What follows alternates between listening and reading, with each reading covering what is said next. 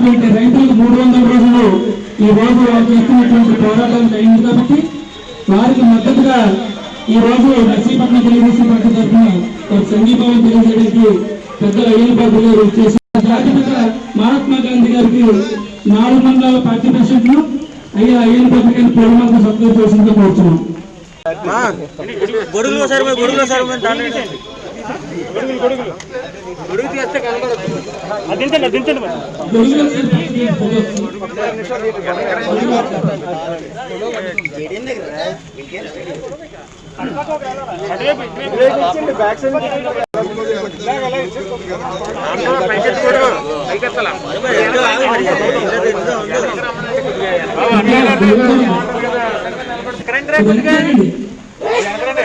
మొత్తం కనబడుతుంది.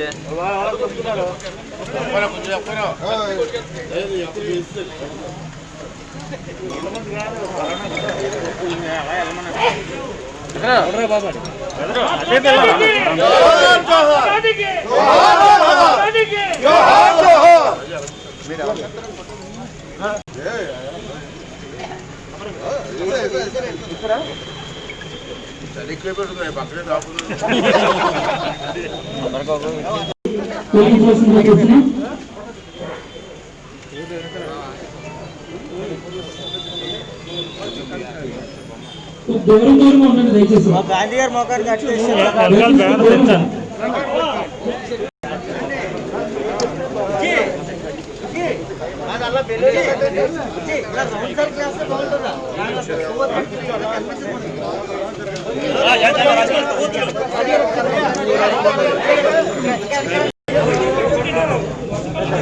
సార్ రాజు గారు సరిపోతుందా?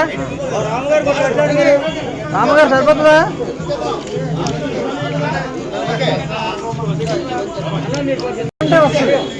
కొద్దిగా వెనక్కి ఉండండి, కొద్దిగా బ్యాక్, కొద్దిగా వెనక్కి రండి, కొద్దిగా కొద్దిగా కొంచెం కొద్దిగా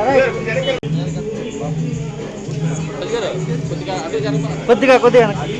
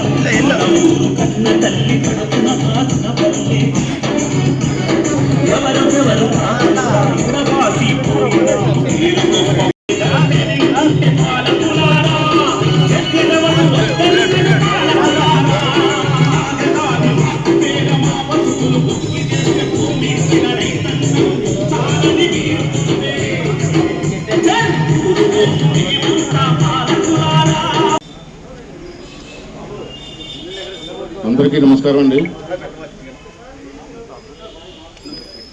నిన్న ఈరోజు రాష్ట్ర వ్యాప్తంగా అమరావతి రైతులకి న్యాయం జరగాలని చెప్పి సంఘీభావం తెలపడం కోసం ఈ కార్యక్రమాలు ఏర్పాటు చేసుకున్నాం.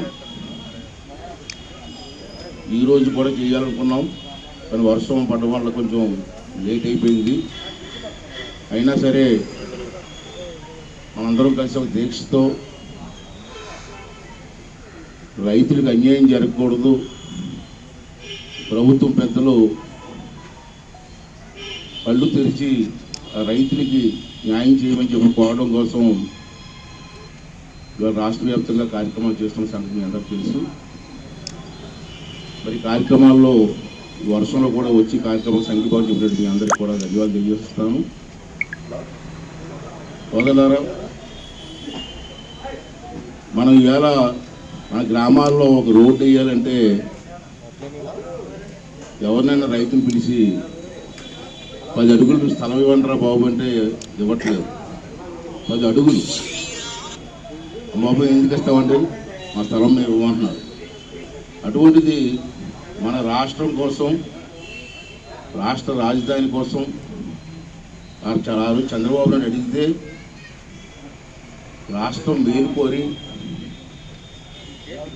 29,000 మంది రైతులు, ఒకరిద్దరు కాదు, 29,000 మంది రైతులు 33,000 ఎకరాలు, 33 ఎకరాలు కాదు, 33,000 ఎకరాలు భూమి ఇచ్చారు. చంద్రబాబు నాయుడు గారి భూమిలో సుమారు 10,000 కోట్ల రూపాయలు ఖర్చు పెట్టి అసెంబ్లీ, కౌన్సిల్, సెక్రటేరియట్, అలాగే హైకోర్టు బిల్డింగు, అడ్మినిస్ట్రేటివ్ బిల్డింగ్స్, తర్వాత మంత్రులకి క్వార్టర్సు, జడ్జీల క్వార్టర్సు, చాలా వెడల్పైన రోడ్లు వేసి ఇప్పటికీ 10,000 కోట్లు ఖర్చు పెట్టాం. ఈ ప్రభుత్వం వచ్చిన తర్వాత ఆ రోజు మోటివేట్ అంటే మీరు గమనించవలసింది, అసెంబ్లీలో ఇదే జగన్మోహన్ రెడ్డి గారు కూడా రాజధాని ఇక్కడే ఉండాలని చెప్పాడు. మీ అందరూ కూడా చూశారు. నేను కూడా ఒప్పుకుంటున్నాను, బ్రహ్మాండ రాజధాని కడదాం, నేను కూడా ఒప్పుకుంటున్నానని చెప్పి ఆ రోజు మాట్లాడాడు. ఇప్పుడు 3 రాజధానులు అంటాడు. ఎందుకు అన్నాడో ఎవరికి అర్థం కాదు. కారణం చెప్పడం, ఎందుకు 3 రాజధానులు అంటే ఇప్పటికీ కారణం మాట్లాడు చెప్పాలి కదా. మారుతున్నా అంటే ఎందుకో మన ఆంధ్ర దేశంలో, భారతదేశంలో 29 రాష్ట్రాలు ఉన్నాయి. 29 రాష్ట్రాల్లో ఒకే రాజధాని ఉంది, ఎక్కడ 3 రాజధానులు లేవు. మరి మన దేశంలో 3 రాజధానులు లేవు కదా, ఏంటి ఉద్దేశం ఏంటంటే ఇక్కడ లేకపోతే ఎక్కడ ఆఫ్రికాలో ఉందంటాడు. ఆఫ్రికాలో ఉంది, ఇక్కడ కడతా అంటాడు. ఇతను పెద్ద మూర్ఖుడు, ఏం చెప్తాం. ఇటువంటి టైంలో ఆ రోజు నేను కూడా మొట్టసారి మాట్లాడాను, ఇంతకుముందు చాలా రోజుల క్రితం మాట్లాడాను. సరే జగన్మోహన్ రెడ్డి గారు మారుస్తా అంటున్నారు, మరి 33,000 ఎకరాలు ఇచ్చారు రైతులు, వాళ్ళ సంగతి ఏంటి? 1-2 ఎకరాలు కాదు, 33,000 ఎకరాలు. దాంట్లో రోడ్లు వేసారు, బిల్డింగ్లు గడిచారు. ఇప్పుడు వాళ్ళ భూమిని తిరిగిస్తారా? ఎలా ఇస్తారు? బిల్డింగ్లు పట్టుకొచ్చి ఇస్తారా? వాళ్ళ భూములకు ఇచ్చారు కదా రాజధాని మారుస్తే. రోడ్లు వేసారు, సిమెంట్ రోడ్లు వేసారు బ్రహ్మాండంగా. మరి ఆ సిమెంట్ రోడ్లు అన్నీ తగ్గిసి ఇస్తారా? ఏం చేస్తారో చెప్పండి, దాని గురించి మాట్లాడు. ఇవాళ ఆ విధంగా తొగ్గులకు పరిపాలన. అప్పుడు తొగ్గులకు కూడా పూర్వం మనకు తెలియదు, కానీ చరిత్ర చెప్తుంది. రాజధాని మార్చేశాడు ఆ తొగ్గులకు గారు. మళ్ళీ కొన్నాళ్ళు పోయిన తర్వాత ప్రజల్లో వ్యతిరేకం వస్తే మళ్ళీ రాజధాని మార్చి వెనక్కి తీసుకొచ్చాడు. సేమ్ అదేవిధంగా తొగ్గులకు లాగా ఇవాళ పరిపాలన చేసే పరిస్థితి వచ్చింది. ఇది చాలా అన్యాయం. రైతులకి ఏం చేస్తారో చెప్పండి అంటే ఎవరో మాట్లాడరు. రాజధాని మాత్రం ఉండాలి వీల్లేదంటారు. మరి ఈవేళ ఆ రైతులు ఈవేళకి 300 రోజుల నుంచి పాపం పట్టుదల వదలకుండా, మనం అయితే 2-3 రోజులకే నిలబడిపోతాం. అలాగే 300 రోజుల నుంచి కూడా రోజు దీక్ష చేస్తున్నారు. ఇప్పుడు 92 మంది రైతులు చచ్చిపోయారు. అంటే భూములు పోయే మా పరిస్థితి ఏంటి, మా పిల్లల పరిస్థితి అంటే ఆవేదనతో గుండెపోటు వచ్చి చచ్చిపోయి 92 మంది చచ్చిపోయారు, ఆడవాళ్ళు మగవాళ్ళు కలిపి. అంతమంది చచ్చిపోతే ఒక్కరోజు కూడా ఒక మంత్రి కానీ ఒక ఎమ్మెల్యే కానీ ఏం చేయాలి, పరామర్శ చేయలేదు. ఆ పక్కనే ఉన్నాడు ముఖ్యమంత్రి కూడా ఇల్లు కట్టుకొని. ఒకరోజు కూడా వెళ్ళి ఏంటి ఇలా జరిగింది, ఏంటి మీ సమస్య ఏంటి అని కూడా అడగలేదు. పైగా ఏమంటాడంటే ఒక మంత్రి మన టీవీ ఇంటర్వ్యూలో, నాతో పాటు నేను ఉన్నాను టీవీ ఇంటర్వ్యూలో, వాళ్ళకి ఏమైనా సమస్య ఉంటే వచ్చి కలవచ్చు కదా అంటారు. పక్కన ఉన్నా కదా, అక్కడ ఉన్న ఎమ్మెల్యే కూడా మీ పార్టీ కూడా ఉంది, హోమ్ మినిస్టర్ గారు లేడీ, ఆమెనే వెళ్ళి కూర్చొని ఏంటి మీ సమస్య ఏంటి, రండి ముఖ్యమంత్రి తీసుకెళ్తే మాట్లాడతాను అనుకొచ్చేదా. పట్టుదల, కక్ష సాధింపు, వాళ్ళంతా పోతూ మనకే. మరి ఒక పక్క రైతు కుటుంబం, రైతు సంక్షేమం మాట్లాడి మీరు రైతులకి అన్యాయం జరుగుతూ ఉంటే ఎందుకు పట్టించుకోలేదని చెప్పి అడుగుతూ ఉంటే సమాధానం లేదు. పైగా మంత్రులు ఆ రైతులందరినీ కూడా పెయిడ్ ఆర్టిస్టులు అంటారు. అసలైన రైతులు కాదు, సినిమా నటులను తీసుకొచ్చి రంగులేసి బట్టలు మార్చి రైతులుగా చూపిస్తున్నారంటారు. మరి ఇవాళ చూశారు, ర్యాలీ, పెద్ద ర్యాలీ జరిగింది విజయవాడలో. 9 కిలోమీటర్ల పొడవున ర్యాలీ జరిగింది. దాంట్లో వేలాది మంది రైతులు పాల్గొన్నారు. ఇవాళ టీవీలు చూస్తుంటారు మీరు, ఫేస్బుక్లో. ఇప్పుడు వాళ్ళందరూ పెయిడ్ ఆర్టిస్టేనా? మాట్లాడడానికి కూడా అర్థం ఉండాలి కదా.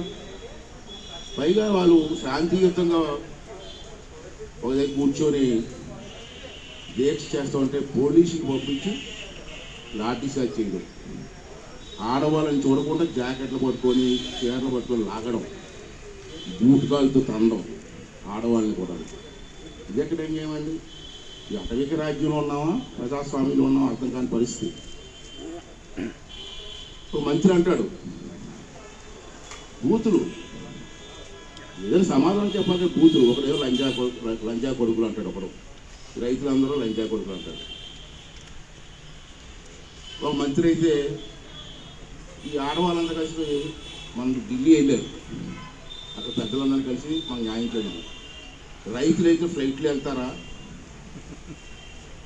ఫ్లైట్లు వెళ్ళి వాళ్ళు రైతులు అంటారా? వాళ్ళు రైతులు కాదంటారు. రైతులు ఢిల్లీ ఫ్లైట్లు వెళ్ళకపోతే నడిచి వెళ్తారు. వాళ్ళు డబ్బులతో వాళ్ళు వెళ్ళారు ఫ్లైట్లో. మీరెలా తిరుగుతున్నారు? ప్రభుత్వం డబ్బుతో మీరు తిరుగుతున్నారు ఫ్లైట్లో. దాన్ని కూడా అధికారం చేయడం. ఇవాళ బొత్స సత్యనారాయణ గారు ఇవాళ వార్త పేపర్ చూశాను నేను ఇవాళ ఉదయం. ఇప్పటికీ పెయిడ్ ఆర్టిస్ట్ అంటాడు. అది బిల్డింగ్ లేవు, అంతా గ్రాఫిక్స్ అంటాడు. మరి మొన్న ఏం చూసావు? ఇతను కూడా వెళ్ళాడు, చూడడానికి వెళ్ళి బిల్డింగ్లు ఎక్కాడు, దిగాడు. మరి నిజంగా గ్రాఫిక్స్ అయితే బేడ మీద తుడికే కిందకి తెలిసింది. గ్రాఫిక్స్ తెలిస్తే కదా. ఇంకా ప్రజల్ని ఈ విధంగా మభ్యపెట్టి మోసం చేయడం అనేది పద్ధతి కాదే మనం చేస్తున్నాం. బొత్స సత్యనారాయణ గారు ఎక్కువ మాట్లాడినారు, పేపర్ చూశాను.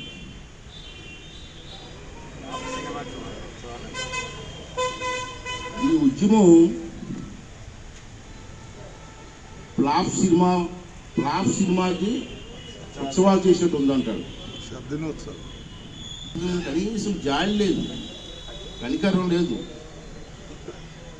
కొన్ని సహకారం చేయకపోయినా నోరు మూసి కూర్చోవచ్చు, వెటకారం చేయడం.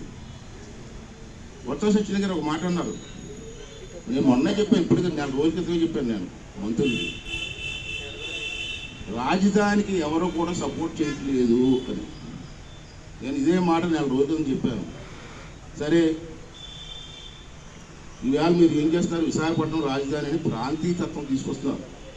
మీ రాజకీయ లబ్ధి కోసం ప్రాంతీయతత్వం తీసుకొస్తున్నారు తప్పించి మీరు రాజధాని రాష్ట్రం ద్వారా అభివృద్ధిని మాత్రం మీరు కోరుకోవట్లేదు. దాంట్లో వాస్తవం క్లియర్ కనపడుతుంది.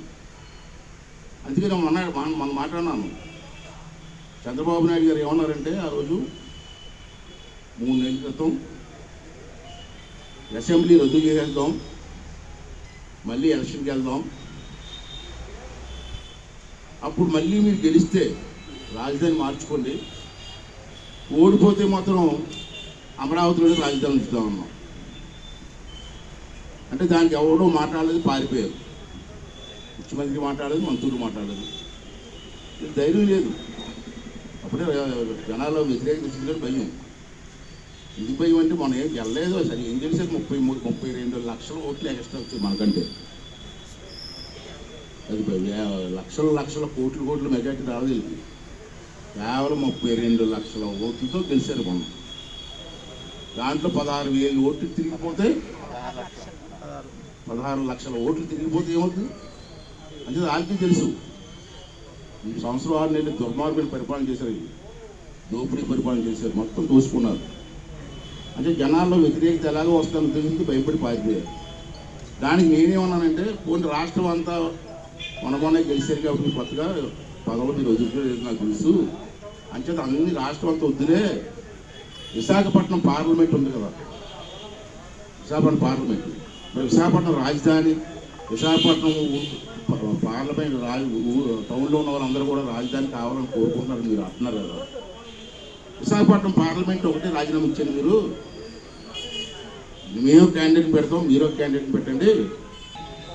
లేదు అమరావతి రాజధాని కావాలనుకుంటే తెలుగుదేశం పార్టీకి ఓటేయని చెప్పి వెళ్దాం జనంలోకి, పార్లమెంట్ మాత్రం మేము గెలిస్తే మాత్రం అమరావతి రాజధాని పెడదాం, మీరు గెలిస్తే విశాఖపట్నం పెట్టుకోండి అని చెప్పి ఛాలెంజ్ చేశారు.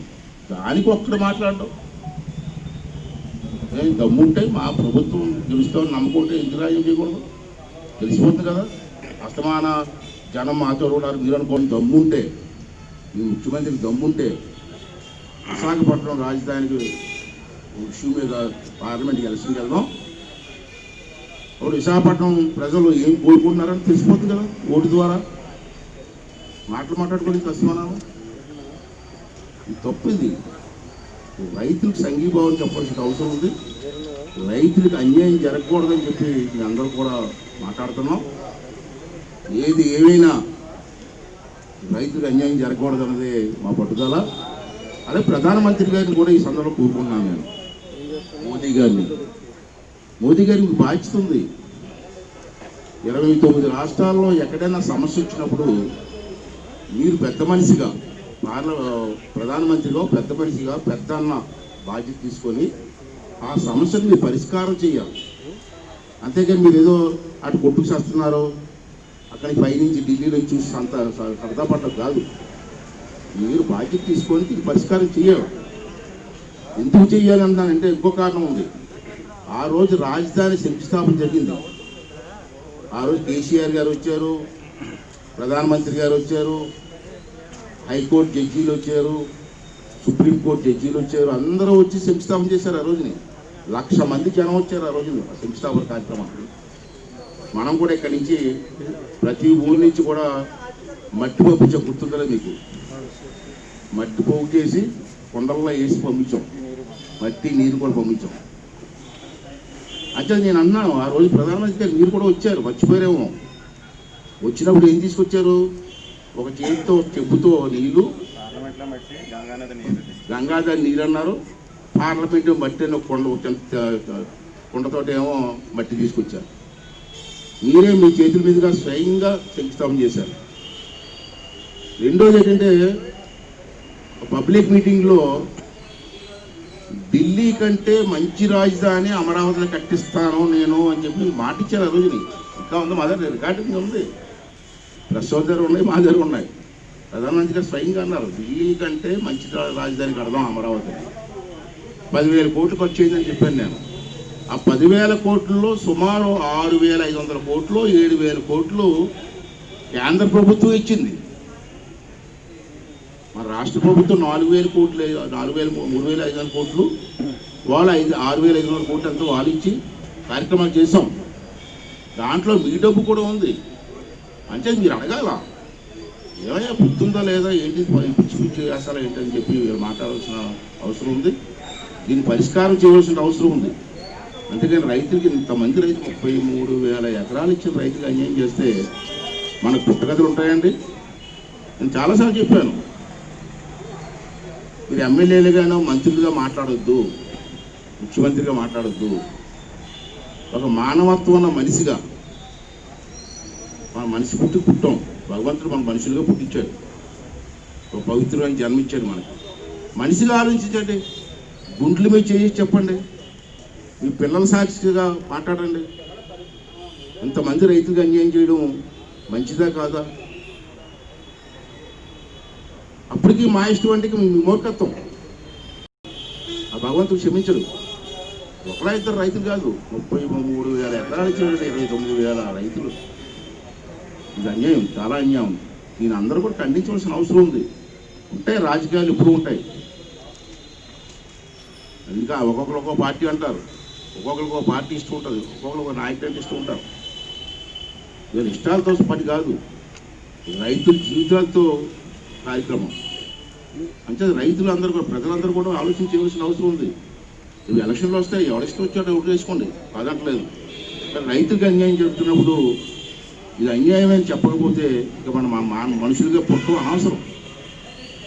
మానవత్వం లేకుండా ప్రవర్తించడం దుర్మార్గం. అంచేత ఈవేళ ఎవరేమనుకున్నా సరే మనందరం కలిసి ఈవేళ రైతులకు సపోర్ట్ చేయాలని చెప్పి నిర్ణయం తీసుకోవడం జరిగింది. ఉంటాయి, మంచి చెట్లు ఉంటాయి, ఓటమి గెలుపులు ఉంటాయి రాజకీయాల్లో. చాలామంది గెలిచారు, చాలామంది ఓడిపోయారు. ఇందిరాగాంధీ లాంటి మహానాయకురాన్ని ఓడించారు ఈ జనం. ఎన్టీ రామారావు లాంటి మహానాయకుడిని ఓడించారు ఈ జనం. అంచేత రాజకీయాలు శాస్త్రం కాదు, మనం చేసే కార్యక్రమాలు శాస్త్రంగా ఉండాలని చెప్పి అందరూ భావించవలసిన అవసరం ఉంది. అంటే జగన్మోహన్ రెడ్డి గారు మీరు ఎలా మారుతారో మాకు తెలియదు, కానీ ఒకసారి ఆలోచించుకోండి. కనీసం మీ తల్లి, మీ భార్య ఇద్దరూ కలిసి అమ్మ మీరైనా సరే, ఇక పెద్ద మూర్ఖుడు నాకు తెలుసు. జగన్మోహన్ రెడ్డి మూర్ఖుడు ప్రపంచంలో ఎవరు నాకు తెలిసింది. చాలామంది మూర్ఖులు చూసారు, మన చరిత్రలో చాలామంది మూర్ఖులు ఉన్నారు, చాలామంది చూసాం. కానీ ఇంత మూర్ఖుడిని చరిత్రలో ఎప్పుడు చూడలేదు మనం. అంటే తల్లిగారిని భార్య నేను కోరింది ఏంటంటే, అమ్మ ఒకసారి ఇంట్లో కూర్చోబెట్టి మీ అబ్బాయిని, అది వాడతమ్మ మీ ఆయన్ని కూర్చోబెట్టి, తప్పండి ఇంతమంది రైతులకి అన్యాయం చేస్తే మన కుటుంబం సర్వనాశనం అయిపోద్ది, మన పిల్లల భవిష్యత్తు కూడా సర్వనాశనం అయిపోద్ది, తప్పని చెప్పాల్సిన బాధ్యత కూడా వాళ్ళు తీసుకోవాలి. అంతేగాని ఇంతమంది రైతులు అన్యాయం చేయడం పద్ధతి కాదు, న్యాయం కాదు. ఇవాళ చూశారు, నేను ఎప్పుడూ రాజకీయాల్లో ఉన్నాను, ఎవరు కూడా ఎప్పుడూ కూడా న్యాయస్థానాల మీద దౌర్జన్యం చేయడం ఇదే మొట్టమొదటి చూశాను. న్యాయమూర్తులను కామెంట్ చేయడం, కోర్టుకి వెళ్తాం కేసు, న్యాయమూర్తి గారు ఒక తీర్పు ఇస్తారు, ఆ తీర్పు మనకి నచ్చకపోతే అప్పీల్కి వెళ్ళాలి. అంతేగాని న్యాయమూర్తుల మీద పుడతాడండి ఎవడన్నా, న్యాయ వ్యవస్థ మీద. భారతదేశంలో ఏ రాష్ట్రంలో కూడా ఇలా జరగలేదు, ఏ ముఖ్యమంత్రి ఇలా చేయలేదు, ఫస్ట్ టైం ఇతను చేయడం. అందరూ ఆశ్చర్యపోతున్నారు నిన్నటి నుంచి, మీరేటర్ ఎంత మూర్ఖుడు ఏంటరా బాబు, న్యాయమూర్తిని కూడా పుడతాడు. విచిత్రం ఏంటంటే ప్రెస్ వాళ్ళు ఉన్నారు, న్యాయమూర్తులు న్యాయం చెప్పి న్యాయమూర్తులు వాళ్ళు, అది వ్యవస్థ, న్యాయ వ్యవస్థ అంటాం. ఎక్కడైనా తప్పు జరిగినా ఎవరైనా మాలాట వాళ్ళ నాయకులు కానీ ఎవరైనా తప్పు దారిలో వెళ్తే, తప్పు కేసులు ఉంటే దాని మీద న్యాయం చెప్పే న్యాయమూర్తుల మీద దాడి చేయడం చాలా అన్యాయం. ఇంకా బాధాకరమైన విషయం నాకు నిన్నటి నుంచి ఆలోచిస్తున్నాను. ఒక కేటుగాడు వేలాది కోట్ల రూపాయలు దోచుకొని 16 నెలలు జైల్లో ఉన్న ఒకటి దొంగ ఒక న్యాయమూర్తిని విమర్శించడం అంటే ఇంకా అంతకంటే దౌర్భాగ్యం ఉందండి ఈ దేశంలో. ఒక పద్ధతి అయిన వ్యక్తి కూడా మాట్లాడాలి న్యాయమూర్తుల్ని.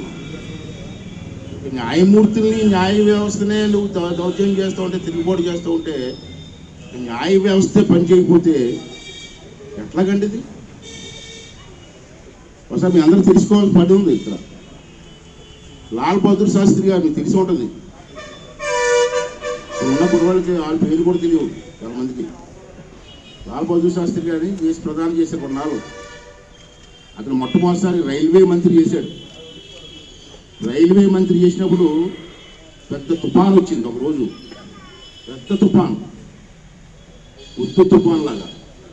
అప్పుడు ఆ రైలు పట్టాలు చిరిగిపోయి, తుఫాను చెదిరిపోయి ఆ రైలు తిరబడిపోయింది, యాక్సిడెంట్ అయింది. ఆ రైల్లో 350 మంది జనం చచ్చిపోయారు. వెంటనే మంత్రి గారు లాల్ బహదూర్ శాస్త్రి గారు వెంటనే తెలుసుకొని, నేను రైల్వే మంత్రిగా ఉన్నాను, రైలు తిరబడిపోయింది, 350 మంది చచ్చిపోయారు, నేను మంత్రిగా ఉన్నానని చెప్పి రాజీనామా చెప్పారు. అది మనిషి అంటే. చాలామంది చెప్పారు, ఆ రోజు నెహ్రూ అన్నారు, లాల్ బహదూర్ శాస్త్రి గారు మీ తప్పే ఉన్నది, యాక్సిడెంట్లు కదా అయింది, మీరెందుకు రాజీనామా అవ్వాలని. ఒక మనిషిగా, మానవత్వం ఉన్న మనిషిగా, సబ్జెక్ట్ ఉన్న మనిషిగా నేను రాజీనామా చేసి వెళ్ళిపోతాను చెప్పారు. అతను ఒక విషయంలో గవర్నమెంట్లో నిర్ణయం తీసుకున్నారు. ఎవరో కోర్టుకు వెళ్ళారు. కోర్టు జడ్జి గారు ఏమన్నారంటే, అంజయ్య గారు ముఖ్యమంత్రికి తీసుకున్న నిర్ణయం మంచిదిగా బాగలేదు అని తీర్పు ఇచ్చారు. తీర్పు ఇస్తే అంజయ్య గారు ముఖ్యమంత్రి వెంటనే తీర్పు చూసి, నేను ఇచ్చిన తీర్పు కోర్టు ఒప్పుకోలేదు కాబట్టి నేను ముఖ్యమంత్రిగా రాజీనామా చెల్లిపోతానని చెప్పి వెళ్ళిపోయాను. అది సంస్కారం ఉన్న మనిషి. ఇవాళ ఇప్పటికి నీకు 97 సార్లు కోర్టు నీకు ముట్టుకెళ్ళి పడిచింది. సంవత్సరం 6 నెలలు 97 సార్లు ముట్టుకెళ్ళి పడితే నువ్వు స్పందించు. పైగానేమో నేను చేసిన బాగానే ఉంది, న్యాయమూర్తులు సరిగ్గా చేయట్లేదు, స్టేలు ఇస్తున్నారని చెప్పి మాట్లాడుతున్నాం. ఇదేం పద్ధతి? అంచేత అందరం కూడా మానవత్వం ఉన్న మనుషులుగా మనం కూడా మా తండ్రి తల్లి కడుపులోంచి పుట్టిన వ్యక్తులు, మనుషులు కాబట్టి మానవత్వం చూపించాలి. అటువంటి రైతుల మీద అండగా నిలబడాల్సిన అవసరం ఉందని చెప్పి నా తాలూకు భావన. ఒక విషయం చెప్పాలా, ఇంకా ప్రెస్ వాళ్ళు ఉన్నారు కాబట్టి నేను ఇంకా ఇప్పుడు వెళ్ళి ప్రెస్ మీట్ రికార్డింగ్ చేసి పంపించాలనుకున్నాను ఇంటికి వెళ్ళి. అని ముందుగా కూడా మన వాళ్ళు ఉన్నారు కాబట్టి 2 విషయాలు చెప్పాలి. ఎలాగప్పుడు ఇంటికి వెళ్ళి చెప్తాను నేను, రేపంతా టీవీలోనే అది వస్తుంది. ఏంటంటే 7 సంవత్సరాల క్రితం 2020 కదా, 2013లో ఈ సాక్షి పేపర్లో అయ్యన్న పాత్రుడు అవినీతి పరుడు అని చెప్పి పెద్ద హెడ్లైన్ రాశారు. 7 సంవత్సరాల క్రితం అది ఇష్టం వచ్చినట్టు రాశాడు నా మీద.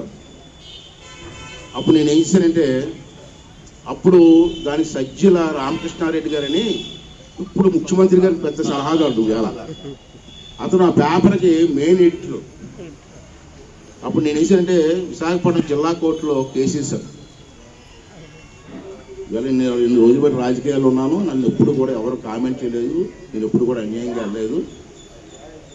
ఇవాళ డ్యామేజ్ చేసే విధంగా రాశాను కాబట్టి కోర్టుకు వచ్చి సమాధానం చెప్పి కోర్టులో వేశాను అతని మీద. అతనితో పాటు ఆ రోజు సాక్షి పేపరు ఎండి కదా కాదు, భారతి గారు, ఇదే ముఖ్యమంత్రి భార్య భారతి గారు ఆ రోజు పేపర్కి ఎండీగా ఉన్నారు. ఆవిడని కూడా ఆవిడ మీద కూడా కేసేసారు. తర్వాత విశాఖపట్నంలో ఉన్నటువంటి మెయిన్ ఎడిటర్లు ఉంటారు 3-4, వాళ్ళందరినీ కలిపి కేసేసారు.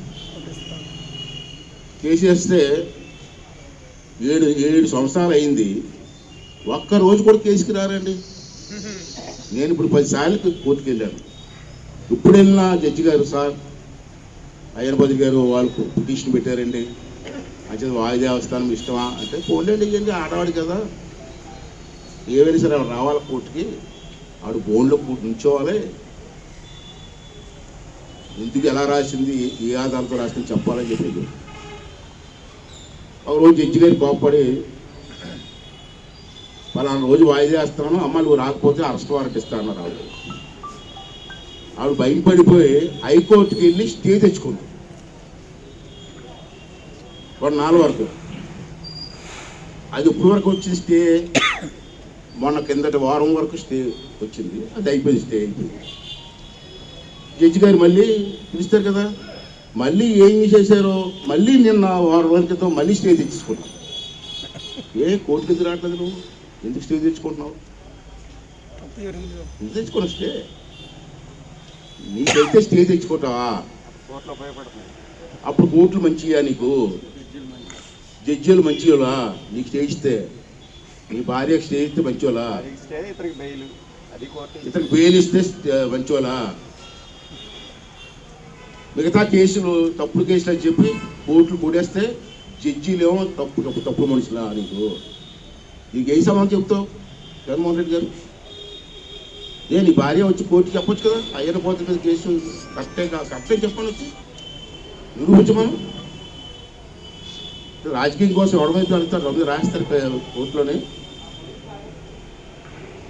అందుకే కేసేసాను. ఇప్పుడు ఎందుకు రావట్లేదు కేసులు, వాయిదాకి ఎందుకు రావట్లేదు, ఎందుకు తప్పించుకుంటున్నారు మీరు?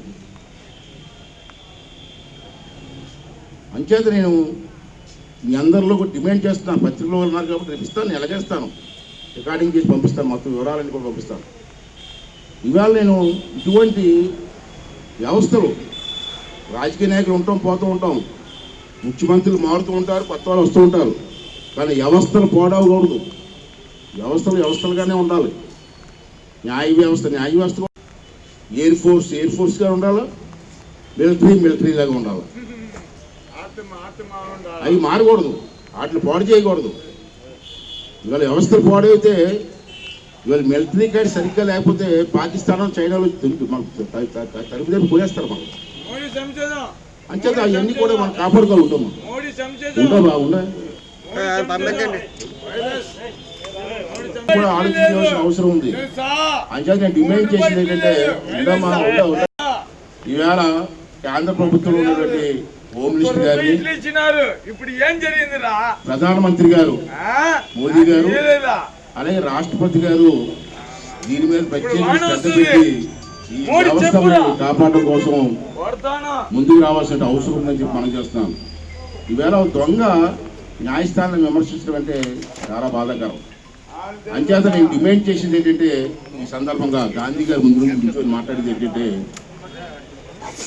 ఇమీడియట్ గా జగన్మోహన్ రెడ్డి మీద ఉన్న స్టేని ఎత్తివేయాలి, ఇమీడియట్ గా బెయిల్ క్యాన్సిల్ చేయాలి, బెయిల్ క్యాన్సిల్ చేసి ఇమీడియట్ గా అరెస్ట్ చేసి జైల్లో పెట్టాలి, జగన్మోహన్ రెడ్డి మీద కేసు ఇమీడియట్ గా తీర్పు ఇవ్వాలి, అతను చేసేటువంటి అన్యాయం మీద అంటే తీర్పు ఇవ్వాలని చెప్పి నేను డిమాండ్ చేస్తాను గాంధీ గారి ముందు నుంచొని. అంటే దీనికోసం మోదీ గారు ముఖ్యంగా ప్రెసిడెంట్ ఆఫ్ ఇండియా ఇద్దరు కూడా కలుగు చేసుకోకపోతే ఈ వ్యవస్థ పాడైపోతే ఇవాళ ఆంధ్ర రాష్ట్రంలో జరిగింది, ఇది అన్ని రాష్ట్రాల్లో కూడా జరిగితే న్యాయ వ్యవస్థను గౌరవించే వాళ్ళు ఎవరు ఉండరు, న్యాయ వ్యవస్థ భయపడరు. న్యాయ వ్యవస్థ కానీ భయపడకపోతే దేశం అల్లకల్లోలం అయిపోతుంది, దౌర్జన్యాలు ఎక్కువైపోతాయి. అంచేది ఇవన్నీ కూడా మోదీ గారు ప్రెసిడెంట్ ఆఫ్ ఇండియా అన్ని చర్యలు తీసుకోవాలని చెప్పి ఈ సందర్భంలో డిమాండ్ చేస్తూ మరి వర్షమైన పని మీరందరూ వచ్చే కార్యక్రమాన్ని విజయవంతం చేసినందుకు ప్రతి వారిని కోరుకుంటూ అలాగే ప్రెస్ వారికి కూడా నా థ్యాంక్స్ చెప్పుకుంటూ సెలవు తీసుకున్నాను. ఈవేళ రైతులకి న్యాయం జరగాలి, రైతులకు న్యాయం జరగాలి, రైతులకు న్యాయం జరగాలి, రైతులకు న్యాయం జరగాలి. Thank you.